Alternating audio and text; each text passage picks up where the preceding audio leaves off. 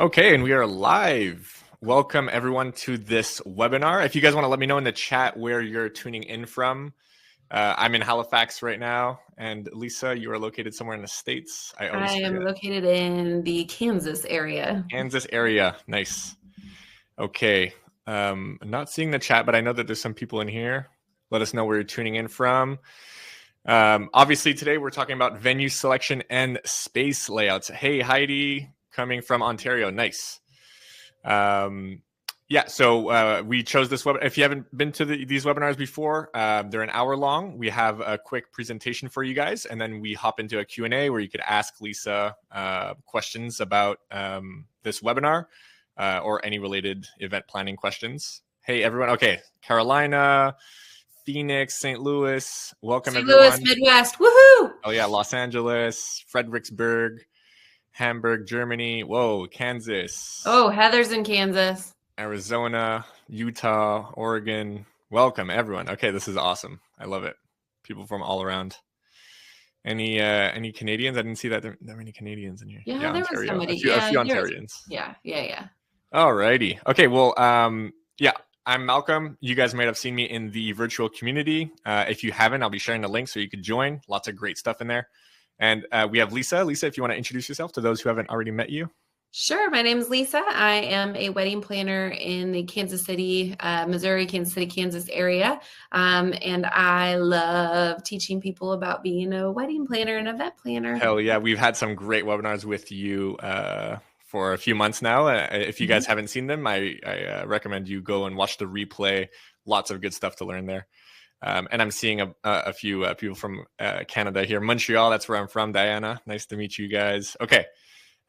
So I think we could get right into it. Obviously, so we chose this topic because venue selection and space layouts are something that you may or probably will have to deal with as an event planner or someone in the event industry. So it's good to get an expert talk about what the ins and outs are, what the do's and don'ts are. And you get to ask your questions and, learn from real life examples and stories from Lisa. So Lisa, I'll let you take it from here. And Yeah.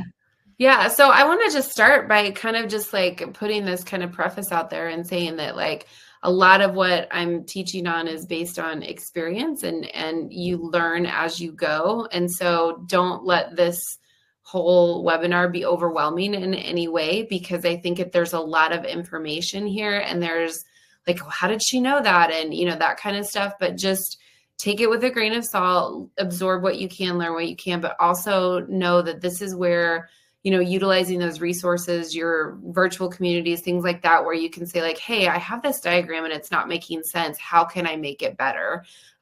Because that is how I learned, was by bouncing ideas off of other planners and venues and things like that. So just don't be overwhelmed by all of the things that we're going to talk about today. That's my preface and my bit of advice before we kind of dive in. And if you are overwhelmed, you have a Q&A section where you could ask all your questions, and hopefully we could relieve some stress for you guys. Exactly. So one of the things that we kind of wanted to start with is just kind of talking about some stories of like things that could have gone wrong had we not, understood how a floor plan or picking a venue or something like that can work out. And I think the big thing there is just understanding or learning how to understand spacing. And sometimes you are lucky and you'll have like a venue that is a big box, and other times you'll have a venue that's very linear. Sometimes you'll have a venue that has some, cubbies and out, breaks in the wall and like all those kind of things. And you have to really learn how to space them correctly. And I remember when I first started out as a wedding planner, I'd been a venue manager for quite some time. And so I really understood how to fill space. And I had just started as a wedding planner, and I was at a venue that was still under construction. And we went up to tour the venue, and they told us, yeah, we can put, 250 people in this space. And I'm looking around and I'm like, no, you can't. And I remember that the client didn't end up booking that space, and the people that were in charge of the venue at the time got really upset, and they actually called my boss at the time, and they were like, she made it sound like we can't fit this many people in here, and like how, like, she doesn't know, we're not even open for business yet. Well, it turns out when they finally got all of their specs done and started doing layouts for wedding receptions, this was specifically for a wedding reception, that they could not fit more than 150 people in there. my gosh. Once you had a dance floor and a head table and, a band or a DJ, like all of those other people and those other auxiliary things that are part of a wedding reception, you couldn't actually fit it in there. And so this is just one of those reasons why spacing is so important. In particular, this client was very much about hospitality. She was like, I want my guests to feel very comfortable. I don't want them to feel like they're on top of each other. And so not only was it not going to work from any client's perspective, but especially a client whose top priorities were to make sure that her guests felt super comfortable. And so that is just, one example of why picking a venue is the right size of a venue is super, super important to, working with your clients and guiding them in the right direction. Two things on that. Yeah. One, how far along were you in your event planning career when you were able to kind of assess a space and say, okay, no, there's no way 250 people fit here? Yeah. So again, I had been a venue manager at a couple of different venues by this point. And so that's actually probably what helped me the most, truly and honestly, because I was aware of spacing and how things fit into a space because I'd worked at different spaces. As far as being a wedding planner, I'd probably been a planner less than a year. Okay. Yeah. So I had kind of advantages of doing the other job in the event world, but I was disadvantaged in the part of being a planner at that point. So again, that's why I kind of prefaced it by, sometimes it really is just about learning as you go and then trusting your venues. In this case, because it was a new venue, there wasn't that trust established. Whereas in other venues, especially ones that I work with quite frequently, I already know how many people it will hold because I've been there enough times. We've had that conversation. And so you learn that as you go and you work with different venues as well. This being a newer venue, I knew I was right. I knew they were wrong, but it was also like, how do you say like, right. Sorry, you're building this new venue, but you're wrong about how many people you can hold. Yeah, that was my question actually, was like, how did, I don't want to stay too long on this, but how did you navigate kind of like, was there any learning of like from this experience, did you take away like how you were to navigate this differently in the future to not get this business upset at you? Like, would you have done it differently? I mean, I think one is just understanding the communication process. Like I probably came in a little too confident maybe. Right. And I probably should have said like, hey, is there any way we could draw this out so I can see how 250 people will fit, instead of basically like trusting myself and saying, this is not going to work. Right. And I think that there are venues that do cringe at that and they get upset. But I also think one thing that you have to know as an event wedding planner, corporate planner, doesn't matter what kind of planner you are, your client is who you're advocating for. And so in that instant, I was not advocating for the venue. Mm-hmm. I was advocating for my client. Right. And so even though maybe I, for lack of a better term, pissed off the venue, like maybe I did, but at the same time, my client was super happy with me because they felt like they got duped in that, initial consultation process. And then when they brought me back, they're like, this makes so much more sense. Mm-hmm. And then they chose a much bigger venue. So at the end of the day, I did exactly what I was supposed to in terms of my client relationship. But I probably could have been a little bit softer with the venue. So yeah, it was definitely a learning process. Yeah. So you're an advocate for your clients in a way. Absolutely. 100%. That's why we're paid. That's why we're getting paid, is to advocate for our clients, for sure. I like that. Yep. So when we go into, talking about how to choose venue and layout considerations and things like that, obviously in keeping with the story that I just told, size is a big, a big thing.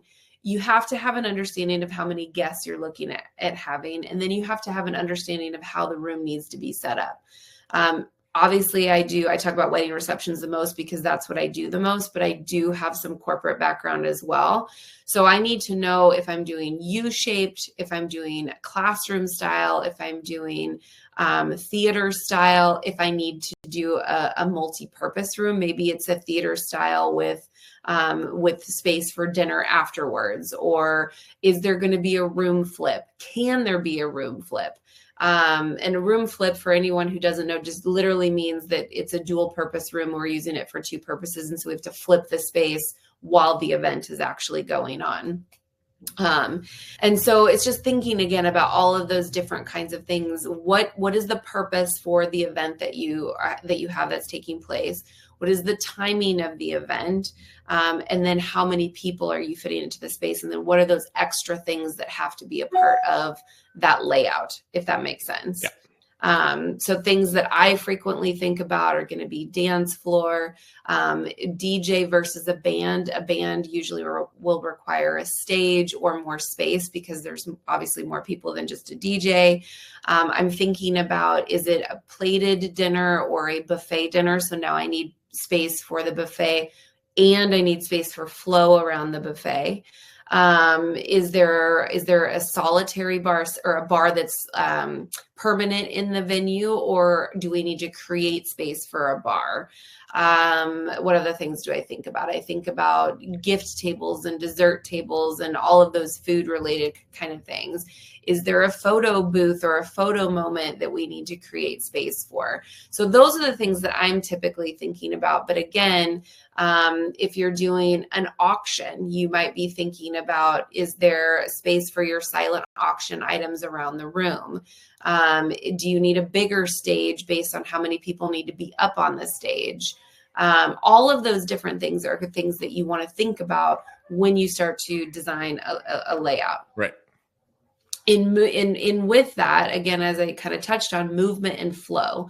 So you want to think about doorways. You want to think about closets. A lot of times we don't need to get in closets, but if you do need to get in a closet, can you get in a closet? And maybe you don't, but just understanding those different things. Safety kind of goes along with that as well. When you're talking about, closing off doorways, too many people, fire exits, things like that. These are all things that you want to take into consideration. There is a venue here in Kansas City that I actually worked at one time, and I will not work there again. It's a basement, but there's no elevator access. It's only stairs. There's no windows, and there's one door, and they tell people they can fit 300 people in that basement. It freaks me out, you guys. Like I can't, I'm like, I can't. If there was a fire, we would all perish. Yeah. And so those are things that I think about just on a personal level, but, thinking about safety and making sure that, you're following those fire codes and things like that is super important as well. Obviously for following fire codes and all these safety things, how much is that on the venue and how much is that on you as a planner It's 100% on the venue. Okay. It's our job as planners to advocate for our clients when we need to, but also understanding the difference between what is safe by code versus what my clients want to do. Like, for example, I'll have clients that will be like, well, can we hang something over the exit sign because we don't like the way that looks in pictures? This is a very typical wedding type question. The answer is no, we cannot cover up the exit sign. It's illegal. We're not allowed to do that. It's against code. And so there are times when I want to advocate, and then there are times when I want to say, we actually can't do that, but we can make sure we talk to the photographer about editing that out. Yeah. In the final process. So that's where, again, just understanding what can we do versus what we can't do. Right. But that's 100% on the venue to let us know what we can and cannot do. Okay. If that makes sense. Yeah. And then again, just accessibility and special needs. So if you have an event that is going to have is going to need a lot of wheelchair access, or things like that. I know it sounds silly, but choosing a venue that has that available. Even as a wedding planner, if I have a client who tells me they have 3 grandparents in wheelchairs, I'm obviously not going to do a venue that was grandfathered in before elevators were created. You know what I mean? Like, that's just not wise on my part. And so just understanding what your clients' needs are, even some of those individual guests that are coming as well. Yeah. So is that early on in your planning process, you ask about accessibility needs from the event? I will say that if I know that it's sometimes it's just like thinking about the obvious. So like if I have an event or like an older crowd, then I usually know to ask those questions. But most of the time my clients will come to me with that. And I do have like on my questionnaire, like, are there any special needs that your guests might have? Like, are there any, like, do we need high chairs, things like that. So I have it, but typically unless they bring it to my attention, it's not something I will always ask unless I just, like I said, I just know that it's an older crowd and it's something we need to be more cognizant of, if that makes sense. Yep. Totally. Yep. And I think that goes hand in hand with like, do you have kids? Like, do we need a kids area? Do we need a babysitting area? I've had that come up before. Do we have VIPs? Are they on a stage? Are they not on a stage? Again, just talking through all of those details, and your clients will guide you through most of that information. But then there's also going to be times when you do have to like, think through that first and ask those questions. Yeah. So one of the things that we were talking about too is it a good idea? I would love to know what people think about this. So this is an interesting question. Should you do assigned tables or should you do open seating? So open seating is where everyone just goes in and sits wherever they want to. And then assigned tables, I don't usually do assigned seats, but assigned tables. What would you think is the right answer?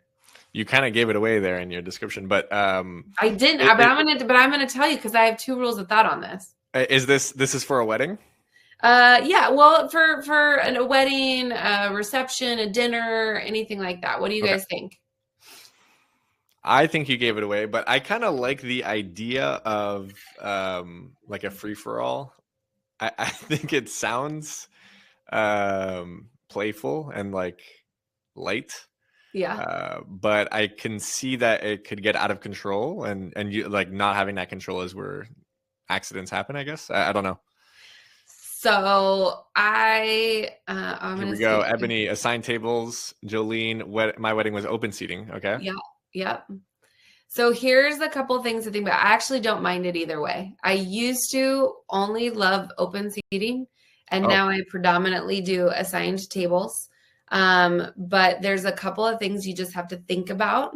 And so this is a good rule of thumb to think about when you talk to your clients and they say, oh, I want to do it this way. So if you're doing open seating, it's not a problem, but you have to account for extra tables. And the reason is because people won't always sit in the groups that you think. So let's do easy numbers. So let's say you have 100 people and you're seating 10 people per table. Right. Well, if you have a family of 3 over here and you have a family of 5 over here and they don't want to sit at the same table because they've never met each other, they will go find their own tables. So instead of having 10 tables, you might need to have 12 or 13 tables. Okay. So something to think about, that you will have an extra linen charge, potentially extra place settings. You might have extra centerpieces. So there's a whole thing that you have to think about. There's nothing wrong with open seating at all, but you have to think about those extra things.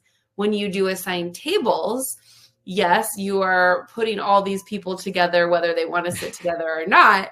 However, you are compacting it into the numbers that you need as the host or as the event planner versus just letting everybody go out willy-nilly. So I do agree that for a wedding reception in particular, I like the idea more of assigned tables, but you certainly don't have to do it that way if you don't want to. Yeah, I see a lot of people said assigned tables. Abby, Caitlin, Nakia, Jolene. I think Jolene. Assigned tables seems to be the majority here. Yeah. But you can definitely do open. And there's, other events that work really great for open. I think, again, understand what you want to happen. It takes people longer to be seated when they do open seating because they're kind of looking around like, where should I go? Is there an open table? That kind of thing. And one thing I have been doing more frequently are assigned seats. I don't like that as much. It takes a lot longer. It creates more work for the client themselves. I like it better when it's like 150 or less because it takes less time, but we've done assigned seats for 400, 500 people. So Wow. It can be done. It's just a lot more work. So that's a huge event for 500 people. Yeah. Wow. For sure. So yeah. I love what Amanda said here. I run into issues with divorced parents, and so assigned tables. That's actually a great reason. Family dynamics are a great reason to do assigned tables because it means that you have control over it as the host. And then, helping the wedding planners, things like that. Conferences, open seating, absolutely. If it's not if it's like a kind of a forum kind of setup and, people are just coming in. Like a networking event. It's great. Yeah. Networking, awesome to do, especially networking because you want people to sit together. Organically. Right. Yeah, exactly. So I see just one comment. Jordy mentioned that it depends on buffet versus plated dinner. What do you think about that? I guess, plated dinner is important if you have like arranged. Yeah, so it depends on, so it can be a plated dinner that everyone gets the same meal, and then it doesn't necessarily have to be, it could still be open seating. It's more kind of the opposite. I see more open seating when there is a buffet, but you can really do it either way. I've got a wedding on the 30th that's got a buffet and they're doing assigned tables. Okay. So you can do that way. What you have to do is if you are giving your guests meal selection, then you have to do assigned tables because we have to know in advance. We want to give the caterer the numbers of like, hey, at this table of 10, we've got 4 people with beef, 4 people with fish, and 2 people with chicken. And so we want to give that information in advance so it doesn't take as long to serve.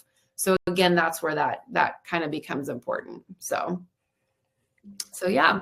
Any questions on any of that so far? I don't have any. I was just seeing if Kate's question in the Q&A is related. Okay. But I think it could stay till the end. The end. Okay. All right. So I'm going to share my screen if that is cool. Yeah, go for it. Okay. We got some fun stuff for you guys here. Okay. So this program is called Prism. Some of you may have known it called All Seated. That's what it was before it became Prism just recently. There are lots of amazing apps and tools out there that you can use when you learn how to do diagrams online. This is just one that I've used probably the most frequently in my area. I don't believe it's available in Canada. I think Malcolm and I talked about that the other day. But it is available in the United States and Germany, apparently. So Social Tables is another great one. There's lots of good options out there, but this is just the one that I'm using today. So, and I know it's kind of hard to read, but what we have here is we have a layout for a venue. This is going to be the faux wedding reception. We have 150 guests. We have a DJ, a buffet, dance floor, a cake, a dessert table, and a head table. And what I want you guys to do is kind of talk to me about what you think I would place first. And kind of I'll place it, but kind of tell me what you think you would start with. Yeah, let us know in the chat what of these things, what do we need to establish first? We've got a bar that's permanent over here. So this is the bar, and I'll just tell you, this is the main entryway right here. And this door leads out to the patio, and this door leads out to the patio.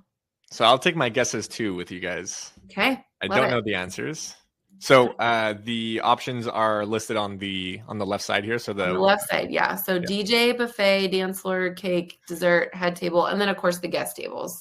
I guess I would start with the dance floor just because it's probably a large space and it would affect where everything else is gonna go. I think it would be weird to start with the tables. So I'd go with the dance floor or the buffet. Or wait, the DJ is important as well.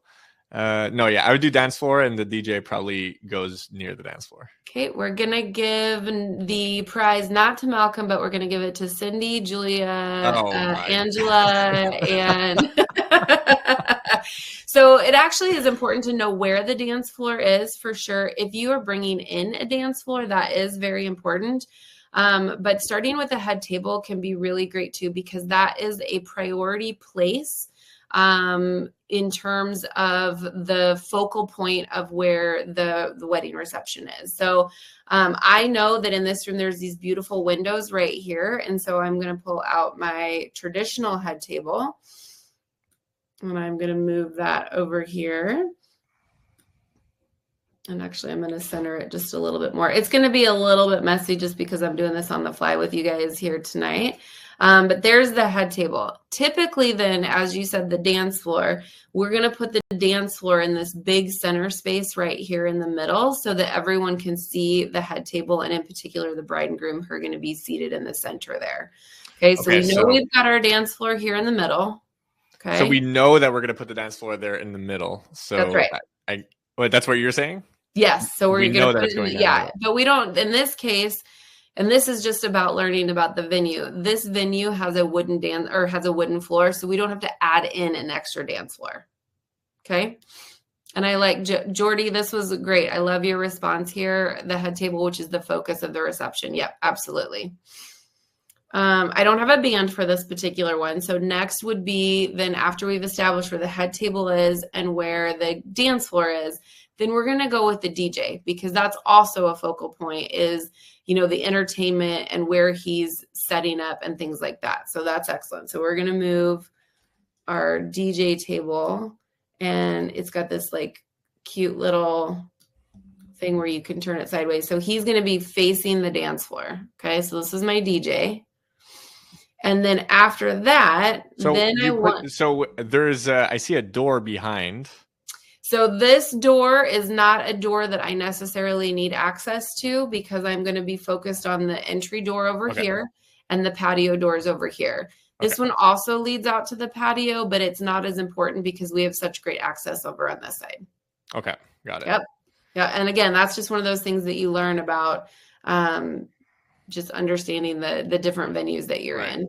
On the dance floor, we can decide if we want to put the cake.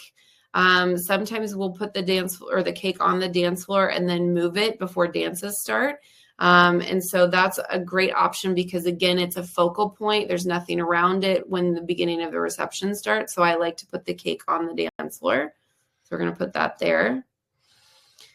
And then interesting placement. Go ahead. I know.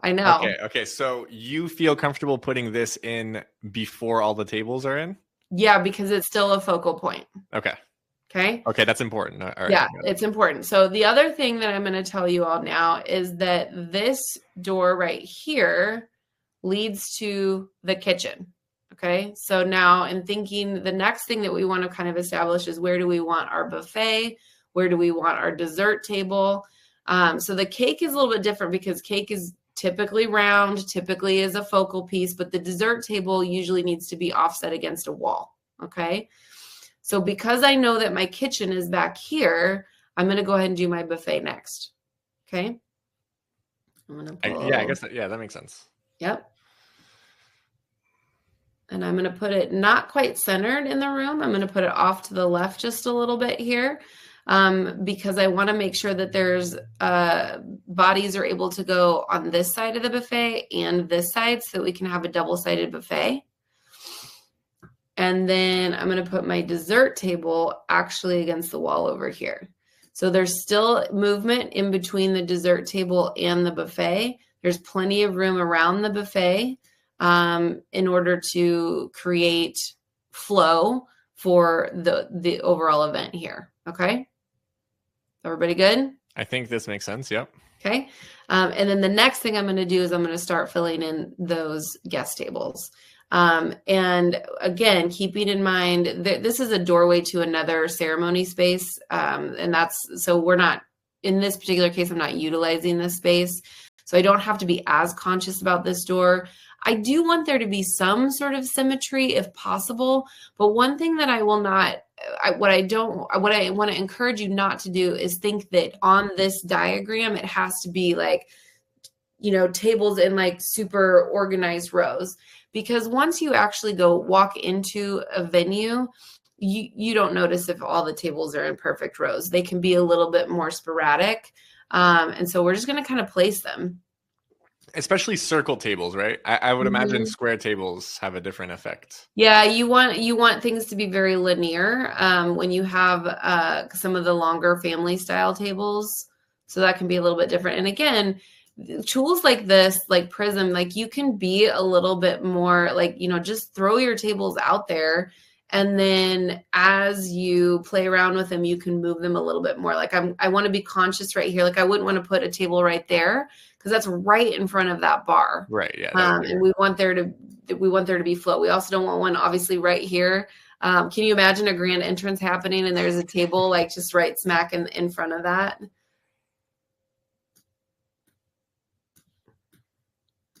Yeah, and see, so I look at this and I'm like, oh, I don't really like, this is a little too close over here. So I want to create some more space for the dance floor.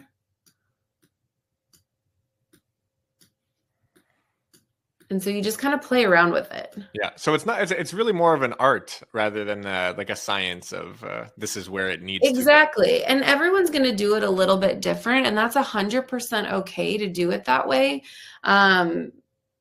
Just figuring out, again, like we said, where your focal points are, what is the most important to your client. If the client wanted a much bigger head table, if the client was like, I don't care if all my guests are squished to the outside, I want the biggest dance floor possible. Again, I want to take into consideration the comfortability of your guests. I want to make sure that they're not sitting on top of each other. But I also want to understand what my client's priorities are so that I can move things where I need to move them in order to follow the venue's codes, go with what I as the planner am knowledgeable about and what I think will work best, and also taking into consideration what my client's priorities are, if that makes sense. Yeah. So I have a few comments in the chat here that maybe we could talk about. Felicity mentioned a digital dance floor. I don't know what that means, but maybe you do, Lisa. I'm gonna guess on a digital dance floor. Are you talking about a dance floor that literally lights up and that it's kind of like a computerized dance floor, so to speak? Is that what you're referring to? Okay, yeah, I was imagining maybe like a virtual dance floor, but like people who can't be there in person. But maybe I'm wrong. Yeah, I'm not exact because I've done like the computerized version, and if that's what you're talking about, I think you do have to make sure that LED dance floor, something like that. So basically, what you're talking about is a computerized dance floor. It's going to light up. It's going to have some effects to it, which is really great. In that regard, you definitely have to think about placement in terms of your ability to plug in, your ability to, have it. So sometimes people will put those more against a wall so that they have access. There's a lot of venues that will have plug-in access in the actual floor, so that can help that. Or you can always run gaffer's tape if you need to. People that lay those are going to know the best places. And that's a situation where you can't just rely on like, oh, this is my knowledge. That's where you have to go to the production team, whoever's bringing in that dance floor, and say, tell me what your needs are so that I can make sure I put the dance floor in the best place for what your needs are, especially if this is a top priority for your client. Does that make sense?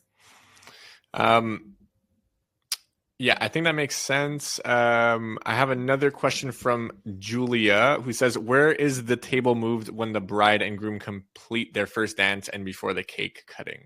Yeah, so when we do the ceremonial cake cutting, it'll actually stay out on the dance floor. So typically with the first dance, they can dance in the smaller space because it's just the two of them. So if you're not doing the cake cutting like very, very first thing, or you want to do first dance first, you can still do that in a layout like this. And then once they've done their ceremonial cake cutting, then oftentimes we'll either break down the table or we'll just carry it off. In this case, we would probably actually carry it back into the kitchen or back over here the kitchen staff would take the cake into the kitchen and we would break down that table all together. Okay. So typically once that ceremonial cake cutting is done, we don't need that table anymore. It's no longer needs to be a focal point. And for the choice of circular table, someone mentioned it doesn't need to be round. Is this a preference that you usually have for this type of layout, or what's the decision behind the circular tables? Yeah, so this is going to be based on, number one, what the venue has available. So in this case, this particular venue has a lot of these round tables, and they're the 72-inch tables. They seat 10 people, and so that's what I used in this particular case. If this client were like, oh, I just really want to do a bunch of farm tables, which are the long, wooden tables, I can put those in the floor plan just as easily as I can put these in. However, that might be something that we would have to rent in. And so our client just has to factor that cost in if that's something that we can even do. We also have to factor in whether or not the venue has the place to hold all of their round tables. Because I've been in that situation before where I've had a client that wants to bring in all of their own chairs, but the venue doesn't actually have a place to put their chairs. And so that might be another rental situation where we have to rent a storage container to put their chair. You just have to think about all the things. So first looking at what the venue has available to use, and then looking at, can we bring in rentals and what does that look like from a logistics standpoint? Yeah, but you can do, if you had any, if it was up to you, is this an optimal table setup? Yeah, you can get more people in with rounds than you can any other style of table. Okay. Yeah, but if you have the space, I love farm tables. They're fantastic. And for those who don't know, as a farm table, just a long straight table? It's just the long tables, yeah. I actually, let me see if I can, I don't know if I can pull it up. This might get really slow here. Let me see if I can do it this way. And you guys can keep asking questions. I can talk while I... Yeah. So we have Julia, we just looked at that. And Noelle mentioning that you could also change rounds to other types of seating. So yeah, we're about to look at that here. Okay, so this is nice. Yeah, so this is a venue that is a very linear venue.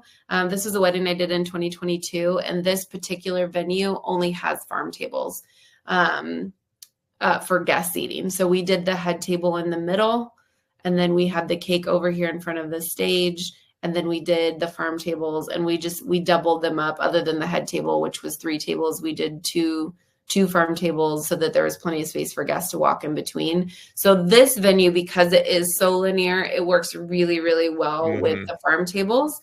You probably still could get more people if you had round tables, but this venue doesn't have the round tables. And so we utilize what they have on the property. It looks beautiful. Yeah. Someone was asking if you could go back to the last event. Someone was asking, should a table be right in front of the DJ though? So this is the age-old question.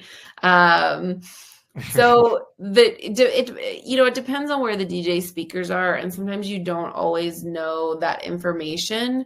If you can't, there's going to be speakers somewhere. Somebody's going to have to go near a speaker. Okay. For me, that's more about placement of like your guests. So this is where assigned tables come in, because I'm going to put like the 20 somethings in front of the DJ. I'm not going to put, 70, 80-year-old grandma in front of the speakers because the older people will complain about the sound no matter what. So you don't necessarily have to. And if you were like, you know what, I don't like that one there. I actually think it would be better maybe closer to the dessert table, and we could maybe look, do something like that. That's okay for you to do. You can make those decisions. Again, if your clients are like, I do not want anyone in front of the DJ, no problem. You have the flexibility to move it. There are times, if I had 5 more tables in this space, if I had 200 people instead of 150, I wouldn't have as much of a say in that. I would have to put someone in front of that DJ table. Right. If that makes sense. And so vendor table, I put the vendors out in the other room. That's just me. I don't eat with my guests. I don't eat with my clients. So in this particular space, there's this whole other room over here. I'd put a vendor table in here. And Latoya says, how many feet should be between the tables and the walls for the buffet? That's actually a really good question. I'd actually have to look that up. I just eyeball it, but I would say you want enough room that people can pass next to each other. So like people are at the buffet and people are walking behind the buffet. So I would say probably 5 to 6 feet. Yeah. Okay. Between here and here, at least. I might have it a little bit close to the wall. You could probably move that out. There's space there. So should we hop into the the homework assignment I shared with you guys in the virtual community? There were some good responses in there.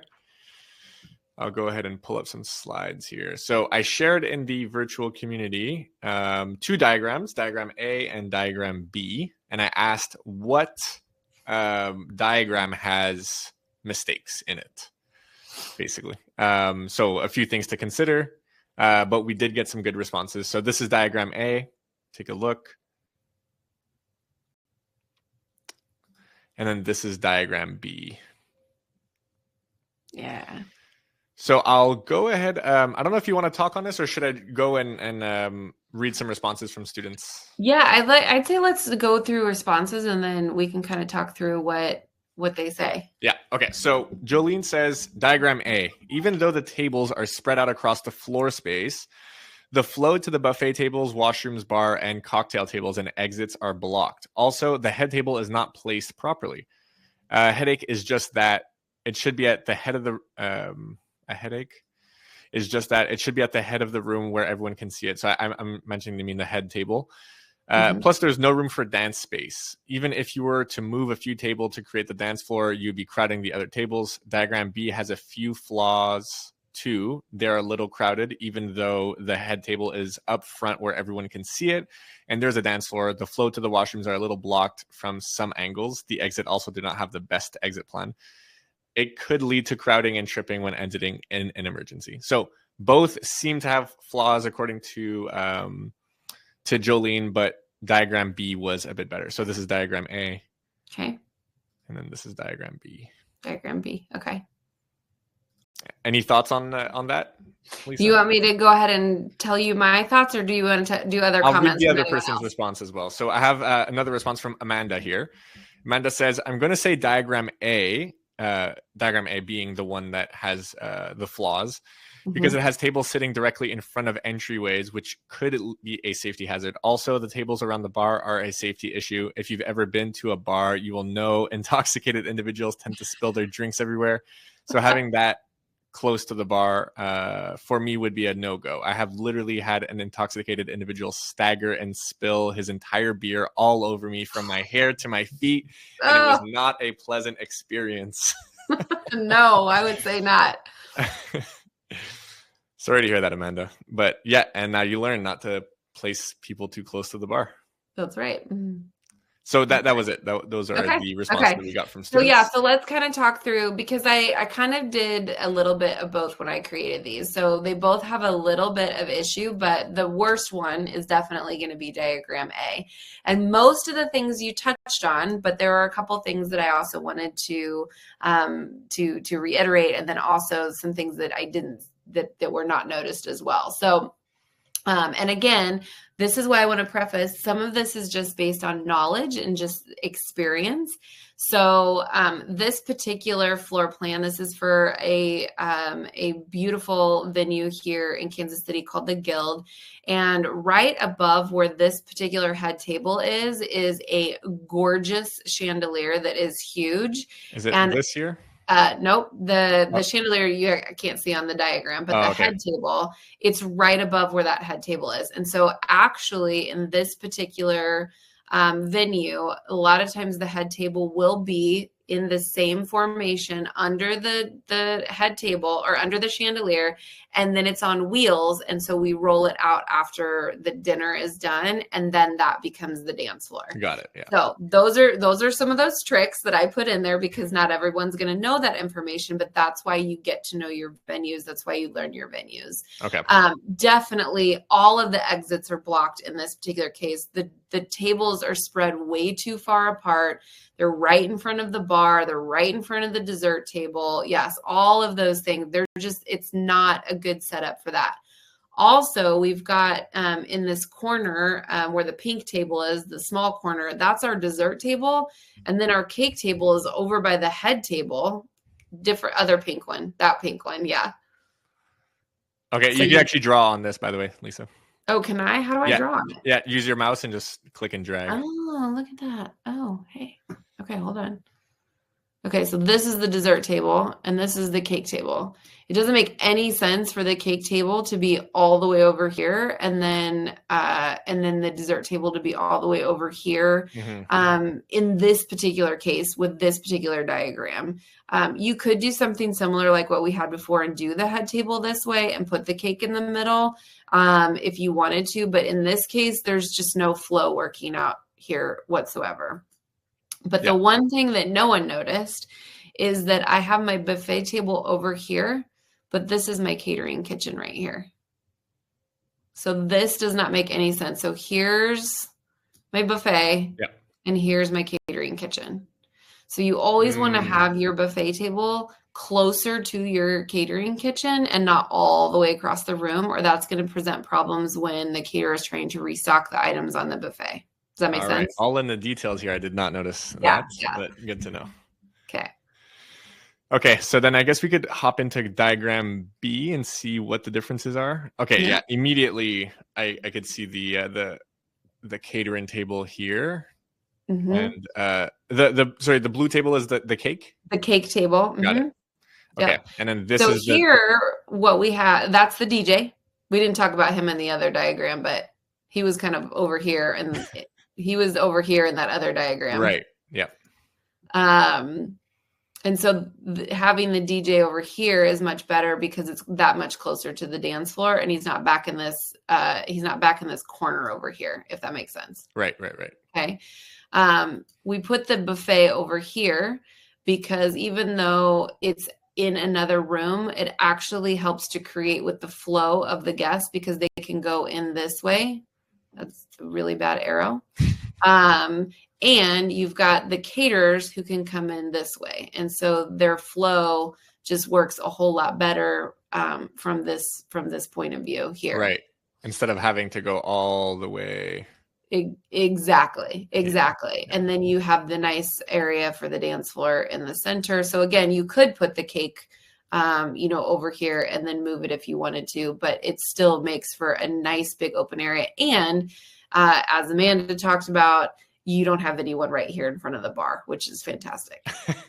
And you had mentioned the chandelier being in the middle and the table here. Is this not the case for here, or was it that they? So it is, yeah. So you could really do it either way. I could have flipped it and had it be, the longer tables. Again, that's where I have knowledge of the venue. I happen to know that this venue has those tables on wheels. And so we just roll them out of the way once the party starts. And so sometimes what we'll do is we'll actually put the DJ table right in front of that. Right here, head table will be in that middle area. And then that way the DJ's right in front of the dance floor, which is fantastic. And then after dinner, we roll the head table away. Some people don't like that. Some people don't want tables to be moved out of the way because then the wedding party has to figure out what to do with all their stuff. It actually works really well in this particular venue. They've got a great bride's room. They've got a great groom's room. So in this case, it works well for this venue. Would I do that at every venue? No, I would find a way for the head table to be permanent if possible. Right. But again, that's where just getting that knowledge of the individual venues that you work with is why that's so important. Okay. So I guess I'll ask Julia's question, and then maybe we could hop into the Q&A section. Absolutely. So Julia's asking, when you roll the tables, does that create issues with the centerpieces? It always depends on what the centerpieces are. In most cases, we'll blow candles out. And if there's anything that's top heavy, we will pull it down. But from the point of view of once we break it down, we completely break it down. And so it doesn't detract from anything because you still have the rest of the reception set up. And then it's party time by that point. Everyone just wants to dance and have a good time. And so it's no longer as necessary for those centerpieces to be up anymore, if that makes sense. I was just at a wedding, and I noticed that all the candles. I remember from our earlier webinars, we talked about some tips and tricks for decor, event decor, and you had said you'll notice that candles will always have a containing glass for safety. And I had noticed that every single candle was considered and had a casing for it. So Yeah, I the little actually details. just was at a wedding the other day. I was actually a guest at a wedding, and the florist did not put I don't know how she got away with it, but she didn't put the candles in something. Wow. And I know that bride and groom had to pay for table damage. It was actually at that one I just showed you with those farm tables. Because in front of us, there was wax splattered all over the napkins, all over the plates, all over the tables. It was, I can't even imagine what the cleanup would have been like for that particular wedding. That's it was not good. Not good at all. Mistake. And that, so that landed on the bride and the groom to pay for that? Ultimately, it will, because that's who the contract is with the venue. Wow. Okay. And so they probably had a damage deposit of some kind, and they probably had to surrender their damage deposit in order to pay for the cleaning of those tables, probably. All right. I'm going to share with you guys a link here. If you could take a second, these have been really helpful for people who are looking to get into event planning, to read students and graduates kind of experience with the course and how they did and what they liked about it, what they didn't like. So if you guys want to share your experience, it's been very helpful for those who want to make that decision, and kind of, if you're on the fence about something, and reading a review can help change someone's career path. And so you guys can make a really big difference here. So if you have a second now or after the event, you could click on this link here, and we could hop into the Q&A. Okay, so I have a few questions here, starting with Kate Sabaris.